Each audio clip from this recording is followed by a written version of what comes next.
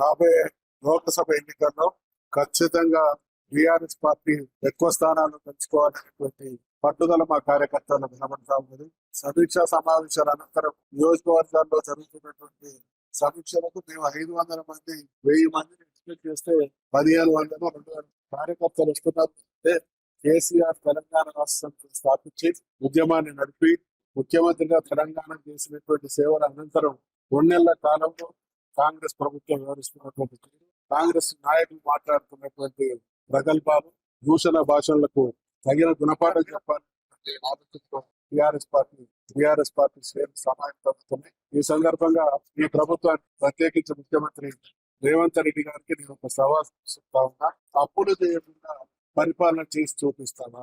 ప్రపంచంలో అది అమెరికా కావచ్చు, జపాన్ కావచ్చు, అభివృద్ధి చెందినటువంటి ఏ దేశానికైనా అప్పు లేకుండా ఉన్నటువంటి దేశాలు ఉన్నాయి.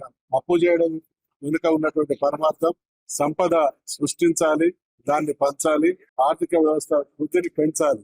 దీని పట్ల స్పష్టమైనటువంటి అవగాహన ఉన్నటువంటి నాయకుడు కేసీఆర్ గారు కాబట్టి గడిచిన అనేక దశాబ్దాలుగా అన్ని రకాలుగా అన్యాయానికి గురైనటువంటి తెలంగాణ ఇవాళ భారతదేశంలో ఏ రాష్ట్రంతో చూసినా కూడా పోటీపడి అభివృద్ధి పదంలో ముందుకు సాగినటువంటి రాష్ట్రంగా తీర్చిదిద్దిండు. తలసరి ఆదాయం, తలసరి విద్యుత్ వినియోగంలో ఇతరత్ర అనేక రంగాల్లో కూడా తెలంగాణ ఈరోజు ప్రామాణికంగా ఉంది. కాబట్టి రేవంత్ రెడ్డి గారు అప్పు చేయొద్దు, ఇదే రకమైనటువంటి స్థాయి తెలంగాణ రాష్ట్రానికి కొనసాగించాలని వింటున్నాను.